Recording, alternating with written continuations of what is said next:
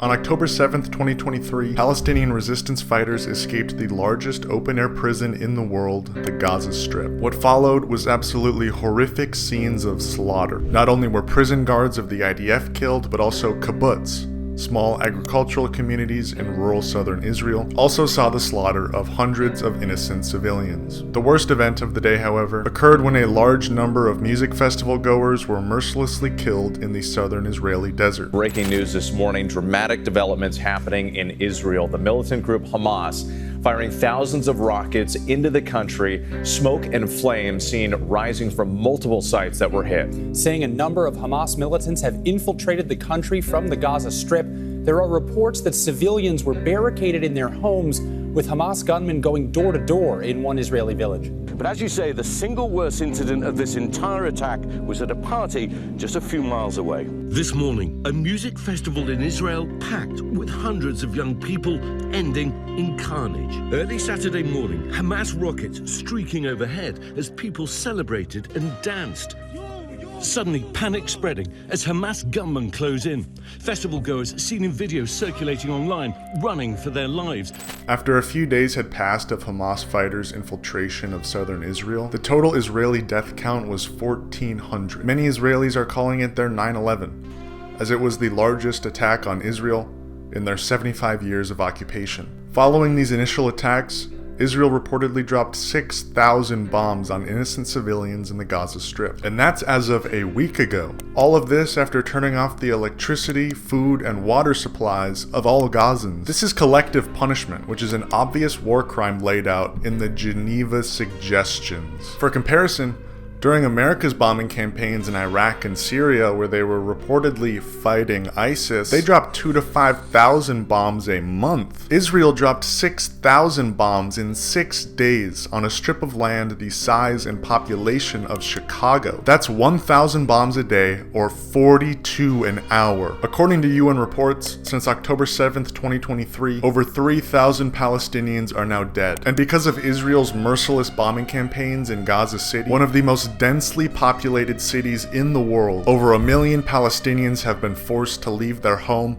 or what's left of it, and flee to southern Gaza. While mass migration was occurring in the Gaza Strip, while caravans of trucks and cars were assisting those in escaping from northern Gaza, these caravans were deliberately bombed by Israel. After dropping leaflets from the sky urging northern Gazans to escape to southern Gaza, they bombed the caravans, doing exactly what they were instructed to do. A useful comparison that Americans can understand are the curfews that American governors enacted during the 2020 riots. As governor, I too will be extending a curfew throughout the counties of Hennepin, Ramsey, and Anoka, following the same guidance that you heard from the mayor, starting at 7 p.m. to 6 a.m. But for those who choose to go out, and as Mayor Carter said, to exploit these tragedies for destruction or personal gain, you can rest assured that the largest police presence in Minnesota history and coordination will be prepared. You will be arrested, you will be charged, and there will be consequences for those actions. If they make it illegal to be outside in a designated area, even if that area is your home and your property, they're allowed to do whatever they want to you, because you've already been labeled a rioter or an overall criminal just by being in your home. If you don't want to get arrested or attacked by riot police, stay home. Not everyone was able to leave northern Gaza, however. Hospitals treating the injured, of which there are a reported 13,000 injured Palestinians, have stayed in operation in northern Gaza without power and while facing the inevitable possibility of airstrikes. And 3 nights ago, on October 17th, 2023, that's exactly what happened to the Al-Ahli hospital in northern Gaza. In the middle of the night, a hospital full of children sound asleep, 800 and counting, were killed in an instant with a single advanced missile.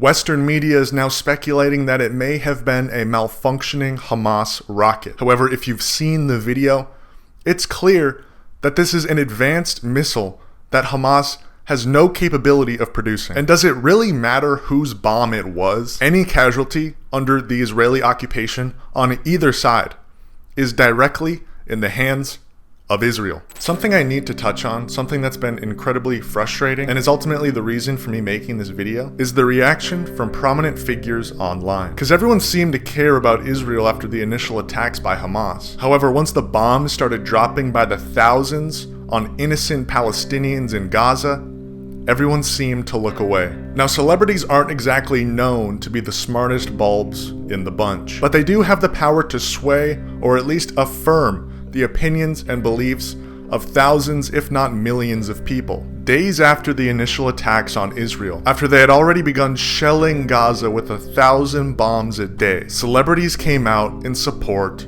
of Israel. But without knowing it, they were actually showing support for Gaza. We had Jamie Lee Curtis, who posted this photo on Instagram of seemingly Israeli children with the caption, "Terror from the sky." But no, these aren't Israeli children. These are Palestinian children in Gaza, fearing for their lives. And what did Jamie Lee Curtis do when she was informed of her mistake? She took down the post and never corrected it.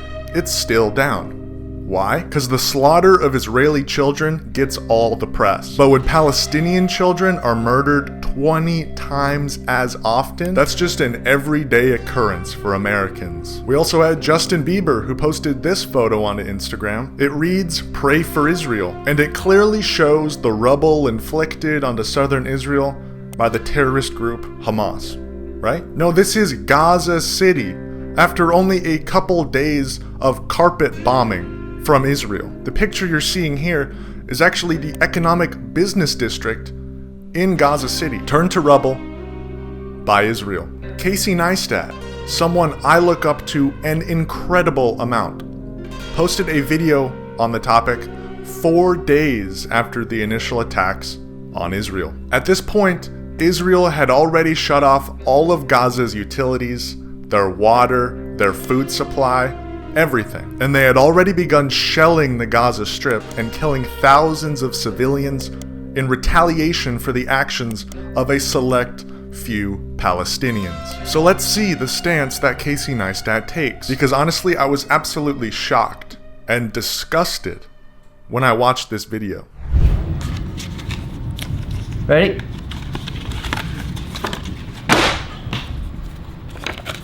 Look at this guy. Look at the guy in red. Check out the hair. That's me in Israel, I think in Jerusalem, in 2005. If you're Jewish, you get to go on this free trip called Birthright Israel. It's fun. It's like summer camp. You go to Israel with a bunch of people your age and you get to do cool stuff and learn. It's like a field trip. It's great. Yeah, I just love settler colonialism. It's so great. And look, the situation in the Middle East is complicated, and to call it complicated is a wild oversimplification. It's a conflict that's thousands of years old. It's a conflict you can read about in the Bible. The Romans fought over Jerusalem. The First World War, the Balfour Declaration, the Second World War, 1948, 1967, 1973, 1982, and on and on. It's not complicated though, Casey. I hate this. I hate when people say this. It's not a struggle over thousands of years. Not long ago, Jews, Christians, Muslims, they all lived quite peacefully in the region under Ottoman rule. It's actually a pretty simple struggle to understand that's only been going on for the past 75 years. It's nuanced, it's complicated, and despite the world's very best efforts for peace, no one seems to be able to figure it out. I certainly don't understand it. I hate when people say this. No one has been able to figure it out. We've tried everything. But peace, it's just not on the table, man. That is a gross simplification for what's happening. One side holds all the power. That means the power for peace, the power for ending this tomorrow. It could all be done. Even I know how to figure it out, and I'm just some dumb idiot 22-year-old. What's not complicated, though, is what happened last Saturday, when members of Hamas set out on a mission with a singular goal to kill as many Jews as possible. They murdered, raped, mutilated, kidnapped Jewish women, grandmas, kids, and entire families. And look, war has existed for all of human history, and all war is violence. There's not much morality in any of it. But there's a reason why history singles out the truly reprehensible. And when it comes to walking door to door, shooting families in their homes, or killing 260 young people at an electronic dance music festival, a lot of those 260 innocent young people were shot in the back as they were running away.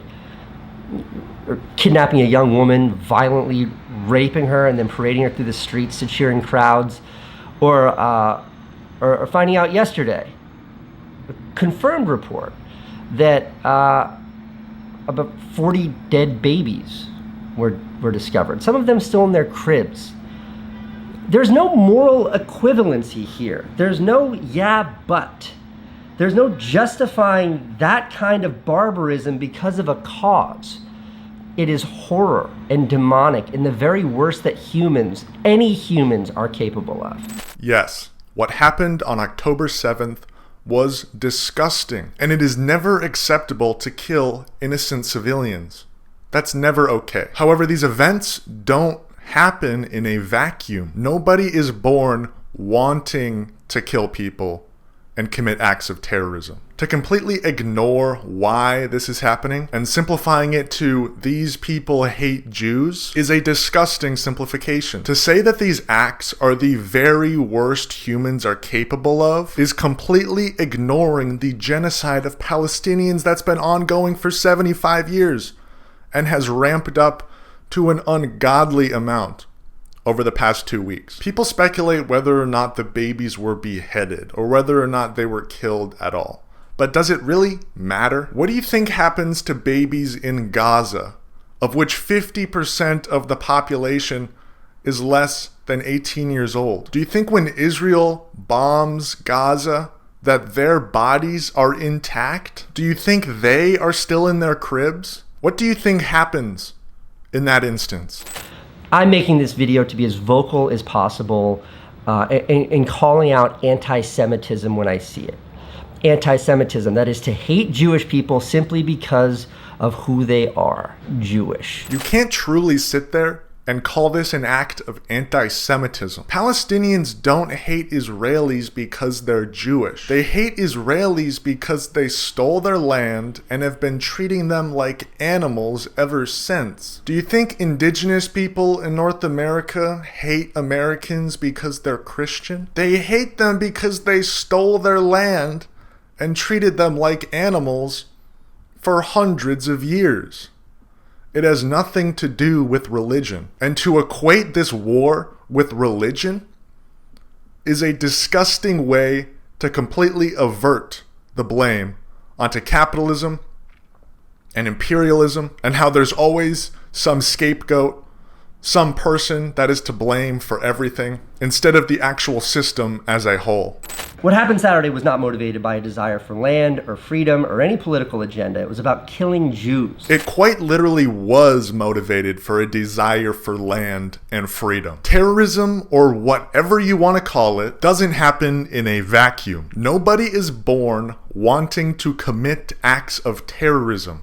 That's not a thing. And to think that these people inherently want to commit terrorism just because they're Palestinian, you are just being racist, my friend. So when I see on social media, especially by posts by people that I know, attempts at justifying the acts of these savages by equivocating it, activists, so-called activists, rushing to say that there are reasons why it's okay that those families were murdered, or people who can look at a video of a girl being pulled out of a truck with blood pouring from her pants after she's been gang raped and say all resistance is justified. My question is, like, on what grounds do you make such claims? No one is born wanting to kill people. But when you are born in a prison and you live your entire life in that prison, being bombed by a single entity, they killed your brother, they killed your cousins, they killed your father, you're bound to turn to violent resistance. Look at this guy. You know what shouldn't happen? Killing 260 people at a music festival. No, you're right, man. That just happened on its own because, like, bad guys wanted to do bad things. You're right. Dude, if they subjugated you to a open-air prison your whole life, you're going to break out eventually when you realize that there is no other way to get out of it. Something Michael Brooks used to always say was that analysis is not justification. No one is justifying the slaughter of innocent Israeli civilians. People are simply analyzing the situation. Because without said analysis, you are only growing the fear that is already held in America for Islam. You are only fueling more Islamophobia and manufacturing consent for more bombing of Gaza. Have you no humanity? Can you not separate the desire for peace or land or whatever your goals might be from these heinous acts? Like, where do you have to go in your brain before you can stop seeing the murder of babies in their cribs as just that, murders of babies, and instead see it as just? It is incomprehensible to me. The actions of October 7th were not just, but there is context that you're ignoring. And by doing so, you're only fueling more Islamophobia and manufacturing consent for the ongoing genocide of Palestinians, both in Gaza and in the West Bank, where Hamas is not active, yet Palestinians still have zero rights and have been killed over the past few weeks. Now, this would be the end of the video, but I'd be remiss not to at least mention the things that have been said by Ethan Klein, my all-time favorite creator on this platform. Now, there are countless people in positions of power here in America who directly impact what happens in Gaza. Whether it be Lindsey Graham calling this a holy war and calling for Israel to level the place. We're in a religious war here. I am with Israel. Do whatever the hell you have to do to defend yourself. Level the place. Or Marco Rubio going on CNN and calling for genocide, saying they have to be eradicated. People of Gaza. There are more than 2 million people in the Gaza Strip, and roughly 1 million of them are children. Yeah, I don't think there's any way Israel can be expected to coexist or find some diplomatic off-ramp with these savages. I mean, these are people, as you have been reporting and others have seen, that deliberately targeted teenage girls, women, children, the elderly, not just for rape and murder, but then dumping their bodies off in the streets of Gaza where the crowds can then defile their lifeless bodies. I mean, just horrifying things, and I don't think we know the full extent of it yet. I mean, there's more to come in the days and weeks ahead. You can't coexist. They have to be eradicated. These are truly evil people who wholeheartedly want to see the genocide of all Palestinians. These are ultimately the provocateurs of this one-sided conflict, and not the liberals online who have a slightly misinformed take on the topic. However, as someone who is a massive fan of H3, and as someone who has a large audience that's made up of H3 fans, I feel I'd be remiss not to at least discuss what Ethan has said up until this point, because it is frustrating. And it does need to be corrected. Try not to see this as me attacking Ethan by any means, because we are ultimately on the same side and we both want freedom for Palestinians. Think of this as me simply correcting the things he's said and hopefully repairing at least a little bit of the damage he may have caused by his careless words and coverage of the topic. This is Casey from the future, because I need to hedge a little bit before I start talking about this. I don't think I'm necessarily special or smart by any means. I just think I have a perspective that deserves a voice. I had a very big moment of radicalization, which was the 2020 riots here in Minneapolis. It was very difficult to wrap my head around, and I sort of had to change my perspective entirely on the world.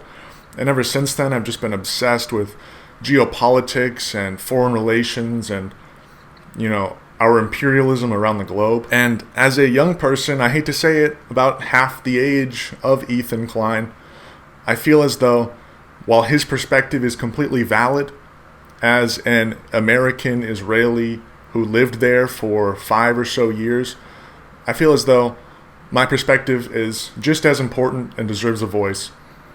And that's what I'm doing here. So please just keep an open mind and listen I still love Ethan, so keep that in mind.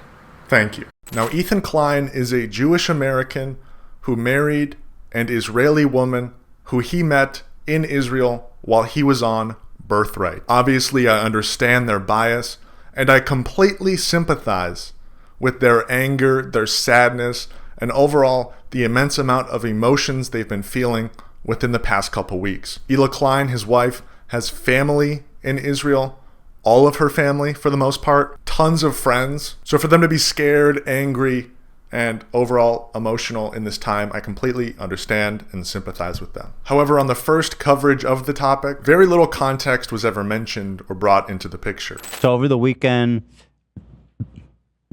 Hamas, who was the governing, they're a terrorist organization, but they're also control Gaza Strip.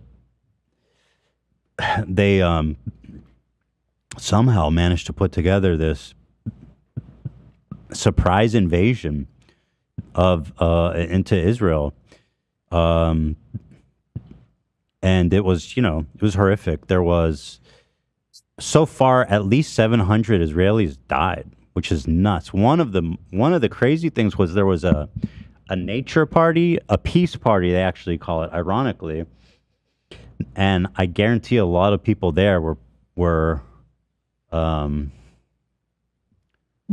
pro-peace. This was an incredibly hard watch for me simply because about 0% of this coverage was actually productive by any means, and it only sowed more division into the left, something we are already notorious for. Ethan, you're being intentionally choose. Shut the fuck up. People are saying Israel does that on the daily. The idea I don't. does that on the That's daily. not what I'm talking about. See, that's what you're doing. You're excusing people being burned alive and kids being murdered. You're saying Israel does that on the daily. Okay. Now I'm not denying that. I'm not denying that. So are you in favor of an Iraqi terrorist cell coming to kill everyone in your neighborhood? A big point of contention that Ethan continued bringing up was that people immediately coming out and saying free Palestine after the initial attacks by Hamas was absolutely disgusting and was in support of terrorism. The thing that I've been seeing online that makes me fucking sick is that just like brazen, enthusiastic support for Hamas. Like this, so there was, even before Israeli responded at all, like the first 12 hours was just wanton massacre of civilians, kidnapping, desecrating of bodies, just absolute terrible, unjustifiable violence and terrorism. And immediately I see so many leftists being like, I stand with Palestine, which I do stand with Palestine, right? But if there's a terrorist attack where 700 people are killed and your immediate response is, I stand with Palestine, how am I supposed to interpret that other than I stand with Hamas? From a lot of people's perspective, mine included, we had no idea about the terror attack on the music festival when the original story broke out. The first news I heard about Palestine was simply that Palestinians had bulldozed the fences of Gaza and escaped the confines. Obviously, this is fantastic news, and in support of them, I and many others were quick to say free Palestine. Yet Ethan, for whatever reason, thinks that everyone heard about this music festival attack and were very quick to be happy about it. The fact that civilians died is not what people were happy about. Basically, for this entire episode, his anger was directed at people in chat, whom he didn't quite understand their perspective. And when anyone in chat tried correcting him or simply just educating him and telling him to keep a more open mind, he would simply yell at them, call them names, and overall just shut down any potential for conversation. I don't need to talk about Israel horrible things. I've done that. I talk about the horrible things Israel's done. I've done that. I do that. So if you think Hamas is dope, just remember that you even more than Israelis perhaps deserve to be burned alive by terrorists and your whole family murdered in front of you. So there you go. But ultimately the events had just unfolded. So I completely understand his biases in that moment and the immense emotion he must have been feeling. However, after a few days had passed following the initial attacks, especially after weeks have passed, I'd assume your takes on the matter would shift at least slightly to the proper conclusion. On the following episode of the H3 podcast, he spent much of the time calling out people from Twitter that he had been arguing with. Once again, very unproductive. He even went out of his way to go on an insult brigade onto someone in his social circle. Frogan, a former Hasan moderator and a good friend of Lena and AB, was unfollowed by Ethan due to some of the tweets she was writing immediately after the initial attacks had occurred. Is that this girl Frogan, who, here, let me see. Frogan. Oh, Frogan? Mm-hmm. That's what I'm saying. I don't even know how to say her name. I just followed her because, there was a lot of mutuals that were following her, and she seemed like a nice person, so that's why I followed her. Some people I'm seeing are just really leaving their humanity at the door when it comes to what's happening. I just quietly unfollowed her, okay? I didn't like the tweets she was making. I thought they were like leaning too much towards pro-Hamas, and I just didn't like it. I didn't want to see it. And so I fucking quietly unfollowed her. I didn't make a big deal. I didn't say anything. But like, she got to turn it into this whole big thing that turns into a drama that's now being posted all over the internet. I didn't turn it into a big thing, though. I was just talking about it amongst the Discord. I shouldn't have said it in a Discord server. I'll admit that. I got sad. I was like, damn, like, this is one of my favorite content creators, and I got unfollowed. That face when one of your favorite content creators unfollows you for being pro-Palestine. Like, first of all, the framing of that is fucked up, okay? Let's not even go there. Second of all, thank you for saying I'm your favorite content creator. I mean, that's flattering. We appreciate all the audience members, and I'm flattered by that. But saying you don't even know why I unfollowed you. You don't know. You don't have no information. We've never even talked. The thing is, I assumed why you unfollowed me, because the only thing I've been tweeting about the last fucking week has been Palestine. The only thing I've been tweeting about the last fucking week has been Palestine. I don't think my big time rush tweets will make him unfollow me. Okay? I don't think it was the big time rush tweets. What else would it be? So I guess this from her Discord got leaked. She said, Ethan Klein unfollowed Frogan. This is from our subreddit, I think. Ethan Prob was like, this damn Arab supports Hamas. That's not funny. That's not funny at all. But you think I do support Hamas, so it was true. You literally think I do support Hamas, so it was true. But I made a joke about it. He literally kept saying I support Hamas. So, I mean, this is before I knew he thought I supported Hamas, but I was like, I'm just assuming that he was probably like, oh, damn, this bitch supports Hamas. So I made a joke about him assuming, that I supported Hamas. Like, the whole framing of this is really fucking cruel. Ethan, I'll support the IDF. Refollow me. I don't support the IDF either. It's not funny. So that's the framing of it. And then the reason I unfollowed her, because apparently she wants to know, is because of this tweet specifically and a few others. But this is the one that I was like, I don't want to see this anymore. She said, leftists preach and foam at the mouth at the thought of a revolution happening in America. But as soon as it happens in the Middle East, what they're doing is wrong. Now, this, to me, I'm interpreting this as, let me read what I wrote. I don't want to say anything out of pocket, but I don't fucking like that. People are talking about me unfollowing Frogan, so I'll explain why, since she wants to talk about murdering children and burning families alive in their safe houses is not a revolution, it's a massacre. And if you think that's what revolution is supposed to look like, I'm terrified for your idea of an American revolution. Okay? She goes, but as soon as it happens in the Middle East, what they're doing is wrong. She's implying that what Hamas is doing is right. I mean, she's basically all but saying it. She's saying, as soon as a revolution happens in the Middle East, then all of a sudden what they're doing is wrong. She's saying, in her opinion, that what they're doing is right because it's a revolution.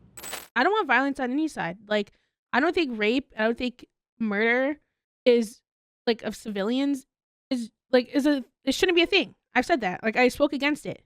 I don't understand why I have to like fucking end every fucking tweet of me talking about what's going on in Palestine. That, oh, I don't support Hamas. I don't do this.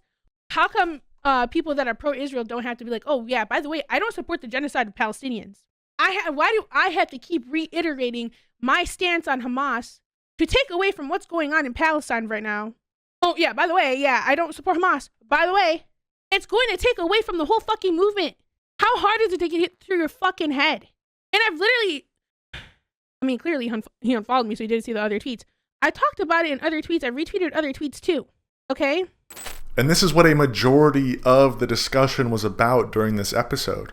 So again, she has not a single fucking atom of empathy, not a single shred for the mass murder of children. She doesn't even want to hear it. In fact, her selective outrage is stunning. She says, I've only ever heard you talk about me supporting Palestine. Are you fucking dumb?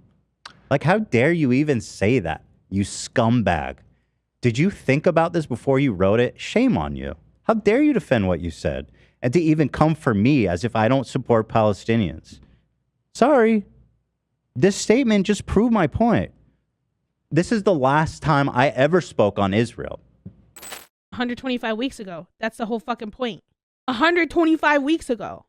The Israeli government holds all of the power, and it's on them to stop the violence and show true willingness to peace. That's the last time I talked about fucking Israel. So, yeah, 125 weeks ago, which is my fucking point. Do you want to keep saying this shit about me? Or do you want to apologize? Because it sounds to me like you want to double down. Actually, you definitely did double down. You said Hamas was murdering their prison guards. Fucking kids, you fucking psycho. They're murdering children with a fucking machine gun, dude. That's the prison guard you're talking about? Bad faith. And then you can't possibly understand why Israelis who are dead wrong are being like, oh, we need to retaliate. They're dead wrong. But you don't understand why they would think that. Again, because I have to emphasize, because people don't fucking listen to what I say. I mean, I said it so many times, and yet she still acts like I haven't said it. It's astonishing, frankly. It's astonishing. You said it 2.5 years ago. That was my point. You haven't said anything in recent times. I'm expected to be talking about it constantly, saying I denounce Hamas every fucking sentence I say when I talk about Palestine. But you talk about it 2.5 years ago, and suddenly you're good? You're good for the rest of times? Okay. Keep in mind, Frogan grew up in Lebanon, but her and her family were forced to leave because of IDF's actions in the region. I'm Lebanese too. I understand the situation. I don't think you realize that, chat. This is the first political situation I've ever become aware of. This was my childhood. Okay? This was my childhood. My family had to leave Lebanon because of the IDF. Finally, leftovers happened, where it was time for Hasan to at least teach Ethan a little bit about the topic and at least guide his anger. Like, how dare you even say that, you scumbag? To the proper individuals. People don't know what your perspective is and immediately say, okay, you want all Palestinians to die. You want Israel to ethnically cleanse the Gaza Strip and ethnically displace in the West Bank. I don't believe that that's your perspective. And I've never... it?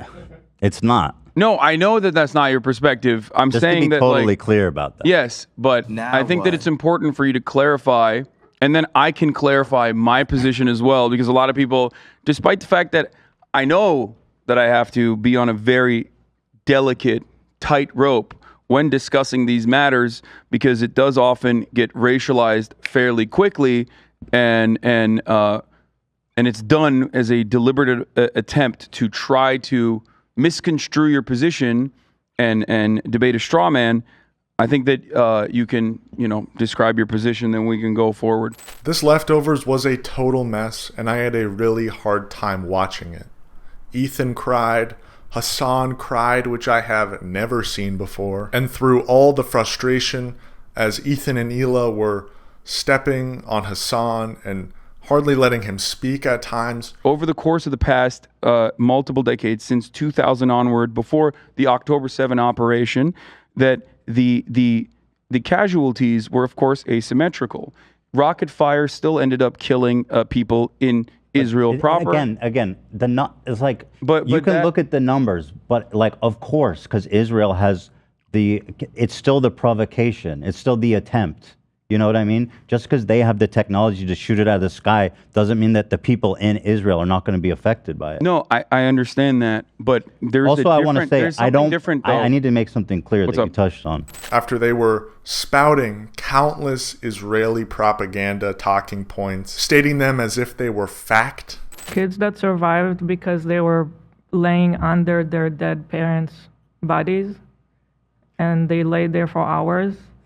The whole day, and that's how they survived. And the last time we heard stories like that was at the Holocaust. In the end, Ethan and Hila finally acknowledged that their perspective is quite biased and that they should be more open to the frustrations and emotions and voices of Palestinians. This was honestly a great thing to hear. However, I'm not alone in this frustration by any means. These comments are from the H3H3_productions subreddit, which is different from the main subreddit. It's where people go after they have been banned from the main subreddit, where banning is all too common. I think Ethan should stop covering the Israel-Palestine war. He's obviously very biased and not qualified to cover the topic. I found myself angry last night watching See You Next Tuesday, and I don't think it's doing him any good to cover this. He's not letting anyone express their opinions, and mods are banning anyone that criticizes him. It's not his stance on this that's the issue to me. It's the fact that he's pulling up random tweets, isn't fact-checking anything, and using ChatGPT to just push his narrative. It's very important to listen to every perspective, but not when it's misinformed. He's not doing a good job because when you have a massive audience like this, you can't cover stuff like this and only use the tweets that go your way to try and prove your point. Only thing I cringed at was that last Israel segment talk. I love Ethan, but geez is he making himself look bad when he's talking about it. First pod I was on his side too, being respectful, but lately he seems to just be ignoring what's going on with Israel's actions. It's low-key like when the whole BLM movement was going on and people were saying all lives matter when someone said Black Lives Matter. Like, yes, all lives do matter, but at the moment, black lives were the ones being taken away. This time is with Israel and Palestine. Yes, all innocent people matter, but we have one side recording TikToks and making stuff for the army, and on the other side, we have whole-ass families not knowing where their next meal will come from. No home, no life, no nothing. It's so incredibly weird how he doesn't see that. And even still to this day, after 2 weeks since the initial attacks on Israel, Ethan still seems to be running defense for Israel. Whether it's trying to prove that an Israeli tweet is real for 30 minutes. And then next to it is a coloring book, also covered in blood, except there's splatters of pink on the paper. And so the fine people of Twitter, who are now all forensic blood splatter experts, have all agreed that this photo is fake. The blood on the book is pink. Blood when it's wet is red, and it turns into a darker color when it dries. Okay, thank you to the forensic expert, Lin. Basic facts, so why is it pink? This tweet had like 100,000 likes, like 10 million views, and if you look into this, it's all over the place of people co-signing this, liking it. So what's happening here? They're looking at the scene of a child who was butchered by Hamas, and they're saying that it's fake. They're saying not only is it fake, but Israel is lying to us about people dying.